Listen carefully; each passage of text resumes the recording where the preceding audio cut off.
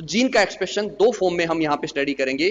पहला, डीएनए से आरएनए का निर्माण यानी कि ट्रांसक्रिप्शन, और दूसरा होता है प्रोटीन सिंथेसिस, ट्रांसलेशन, अनुवादकरण। तो ये चीज हमारे जीन एक्सप्रेशन में हम स्टडी करते हैं। तो आज हम चर्चा कर रहे हैं हमारे जीन एक्सप्रेशन की। तो जीन एक्सप्रेशन जैसा कि मैंने बताया दो स्टेप में हम स्टडी करते हैं, ट्रांसक्रिप्शन और ट्रांसलेशन। दोनों स्टेप में हम स्टडी कर रहे हैं, और जो अंतिम प्रोटीन सिंथेसिस तक हमारा जो जीन है वो एक्सप्रेस होता है, उसका एक्सप्रेशन या अभिव्यक्ति होती है। उससे पहले एक टर्म आती है सेंट्रल डोग्मा। सेंट्रल डोग्मा क्या है कि हमारा जो डीएनए है वो आरएनए बनाता है और आरएनए से प्रोटीन बनती है। इसको एक टर्म के रूप में हम स्टडी करते हैं, सेंट्रल डोग्मा उसको कहा जाता है, सेंट्रल डोग्मा। और ये फ्रांसिस क्रिक ने इसको स्टडी किया था सबसे पहले। उन्होंने बताया कि आपकी स्क्रीन पे आप देखिए, डीएनए अपने जैसा डीएनए मॉलिक्यूल बनाता है, रेप्लिकेशन हमने ऑलरेडी स्टडी कर लिया। उसके बाद डीएनए से आरएनए बनता है और आरएनए से प्रोटीन बनता है।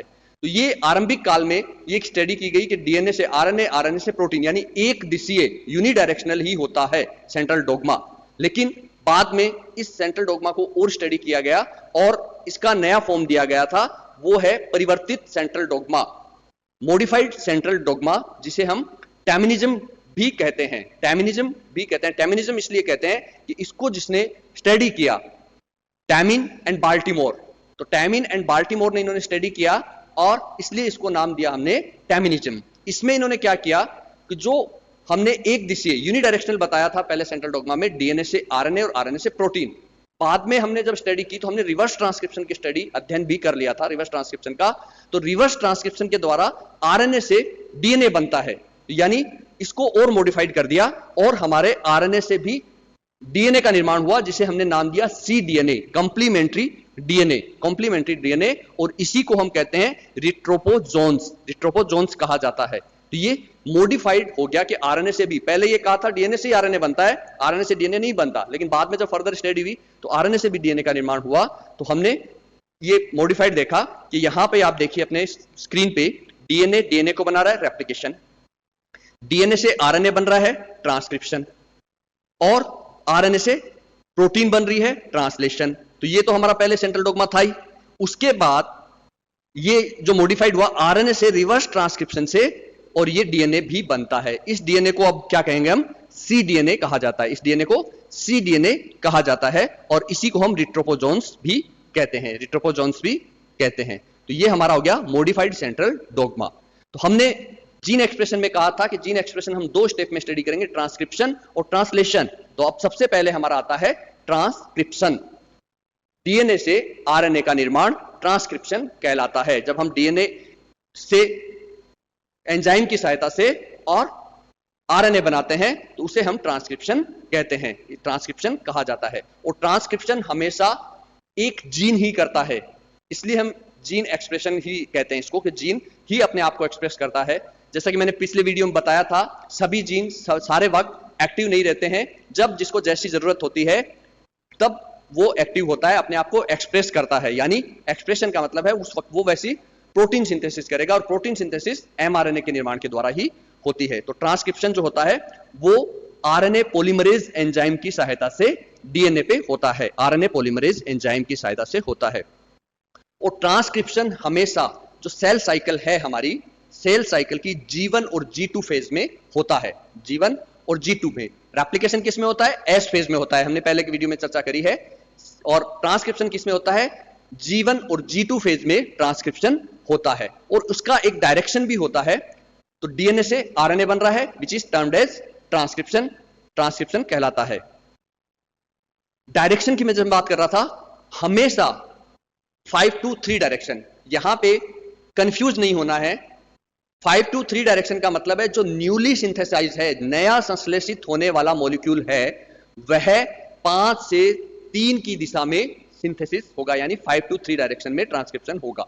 अगर हम टेम्पलेट की बात करें तो उसमें 3 to 5 होगा, लेकिन डायरेक्शन ऑफ ट्रांसक्रिप्शन अगर आता है तो वो हमेशा 5 to 3 डायरेक्शन में होता है। यानी नया सिंथेसिस होने वाला मॉलिक्यूल है, चाहे वो रेप्लिकेशन में बात करें वो भी 5 to 3 डायरेक्शन में था, और ट्रांसक्रिप्शन में भी 5 to 3 डायरेक्शन में होता है। अब जब भी ट्रांसक्रिप्शन होता है तो डीएनए के दो स्ट्रैंड होते हैं, डबल हेलिकल होता है, लेकिन उसका केवल एक स्ट्रैंड ही ट्रांसक्रिप्शन में भागीदारी करता है, दोनों स्ट्रैंड नहीं करते हैं।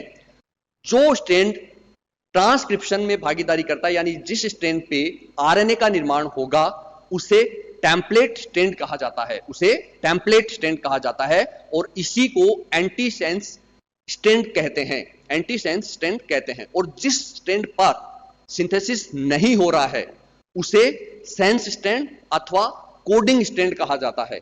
यहां पे फिर कंफ्यूजिंग आ गई, मोस्टली हम कंफ्यूज हो जाते हैं कि जहां सिंथेसिस हो रहा है वो कोडिंग है और जहां सिंथेसिस नहीं हो रहा है वो नहीं है, लेकिन यहां पर जिसपे सिंथेसिस हो रहा है उसे टेम्पलेट स्ट्रैंड अथवा एंटी सेंस स्ट्रैंड कहा जाता है, और जिसपे सिंथेसिस नहीं होता है उसको सेंस स्ट्रैंड या कोडिंग स्ट्रैंड कहते हैं। तो दोनों में से केवल एक ही स्ट्रैंड सिंथेसिस में भागीदारी करता है।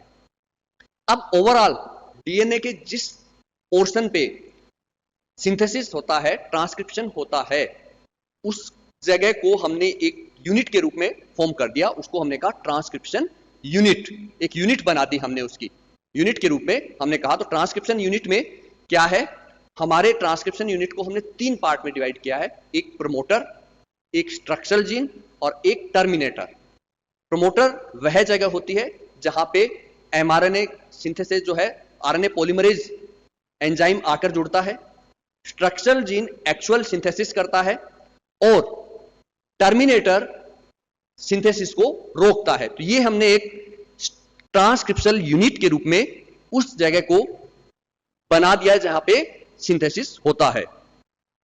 तो आरएनए पॉलीमरेज जो है वो हमेशा प्रमोटर पे अटैच होता है, और न्यू मॉलिक्यूल है वो स्ट्रक्चरल जीन पे सिंथेसाइज होता है, और टर्मिनेटर जो है वो पूरी प्रोसेस को स्टॉप करता है। तो ये हमारी एक ट्रांसक्रिप्शन यूनिट है, यूनिट के रूप में काम करती है, ट्रांसक्रिप्शन यूनिट के रूप में काम करती है। अब इसको और अगर हम ब्रॉड वे में देखें कि किस तरीके से हमारी ट्रांसक्रिप्शन यूनिट काम करती है, होती क्या है, तो आप इस डायग्राम में देख सकते हैं कि जो ट्रांसक्रिप्शन यूनिट है उसको हमने तीन पार्ट में बांटा, प्रमोटर, स्ट्रक्चरल जीन और ये टर्मिनेटर।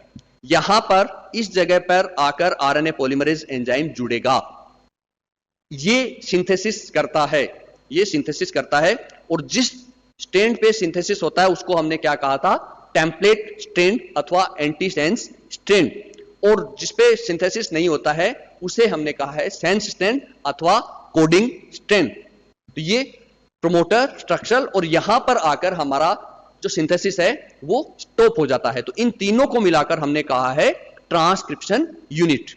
अब यहां पर प्रोकैरियोट और यूकैरियोट में दो टर्म और आती है, क्या कि प्रोकैरियोट में इस प्रमोटर साइट से 10 न्यूक्लियोटाइड पहले, इस साइड में 10 न्यूक्लियोटाइड पहले एक फिक्स सीक्वेंस होती है जो क्या है, TATAAT, यानी ये फिक्स सीक्वेंस है 10 न्यूक्लियोटाइड बिफोर, और इसको हमने नाम दिया प्रिब्नो बॉक्स। ये किसमें है, प्रोकैरियोट्स में है, प्रोकैरियोट्स में है। और ऐसी यूकैरियोट में 25 से 35, 25 to 35 न्यूक्लियोटाइड पहले ये सीक्वेंस होती है। इस सीक्वेंस को कहा जाता है टाटा बॉक्स या हॉगनेस बॉक्स। ये एक फिक्स सीक्वेंस है, ऑलवेज प्रोमोटर से पहले प्रोकैरियोट्स में और यूकैरियोट्स में स्थित होती है, प्रिब्नो बॉक्स एंड हॉगनेस बॉक्स। अब हमारे ट्रांसक्रिप्शन के लिए क्या क्या चीज की हमें आवश्यकता होती है, क्या क्या चीज की हमें आवश्यकता होती है, तो डीएनए टेम्पलेट होगा, टेम्पलेट के ऊपर सिंथेसिस किससे होगा, वो होगा डीएनए डिपेंडेंट आरएनए पॉलीमरेज या आरएनए पॉलीमरेज एंजाइम, जिसको हम शॉर्ट में कह देते हैं, अथवा DNA dependent RNA polymerase enzyme उसको कहा जाता है। देन जो न्यूक्लियोटाइड्स हमें जोड़ने हैं उसके हमें ट्राइफॉस्फेट्स चाहिएगे, जैसे एटीपी, जीटीपी, सीटीपी और UTP. Adenosine triphosphate, guanine triphosphate, cytosine triphosphate और यूरेसिल ट्राइफॉस्फेट, ये चारों के ट्राइफॉस्फेट्स हमें आवश्यकता पड़ेगी क्योंकि यही जुड़ते हैं। और इनको बनाने के लिए हमें एंजाइम चाहिए, मोनोफॉस्फेट से ट्राइफॉस्फेट बनाने के लिए फॉस्फोराइलेज एंजाइम की आवश्यकता होती है।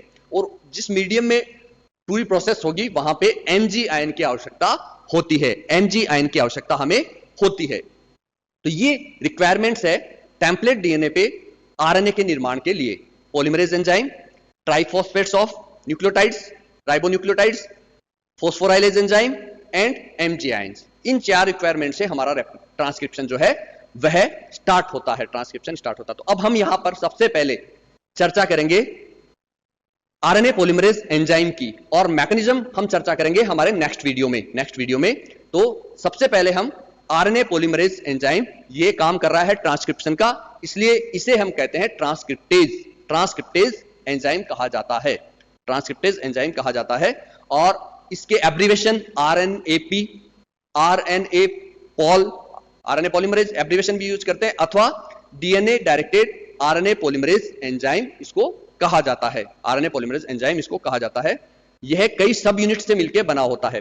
तो आरएनए पॉलीमरेज एंजाइम प्रोकैरियोट्स में केवल एक ही प्रकार का होता है, और वह तीनों प्रकार के आरएनए, एमआरएनए, आरआरएनए और टीआरएनए, तीनों प्रकार के आरएनए एक ही प्रकार के पॉलीमरेज एंजाइम से बनाए जाते हैं। परंतु यूकैरियोट्स में 3 अलग अलग प्रकार के पॉलीमरेज होते हैं जो कि अलग अलग प्रकार के आरएनए बनाएंगे। जैसे एचएमटी घड़ी होती है, उसी तरीके से आरएमटी, तो पॉलीमरेज फर्स्ट, जिसको हम पॉलीमरेज ए भी कहते हैं, वह आरआरएनए, राइबोसोमल आरएनए का निर्माण करेगा। उसके साथ जो कौन कौन से पार्ट, 28S, 5.8S और 18S, इन आरआरएनए का निर्माण इस पॉलीमरेज फर्स्ट के द्वारा होता है। पॉलीमरेज सेकंड जो है वह एमआरएनए का निर्माण करेगा। पॉलीमरेज सेकंड जो है वह मैसेंजर आरएनए का निर्माण करेगा, और पॉलीमरेज थर्ड जो है वो ट्रांसफर आरएनए के साथ साथ small nuclear RNA, 5S RNA और small cytoplasmic RNA, SN RNA और SC आरएनए का भी निर्माण इस पॉलीमरेज थर्ड के द्वारा, यानी प्रोकैरियोट में केवल एक ही प्रकार का और यूकैरियोट्स में 3 प्रकार के पॉलीमरेज एंजाइम अलग अलग आरएनए, एमआरएनए और टीआरएनए का सिंथेसिस करते हैं।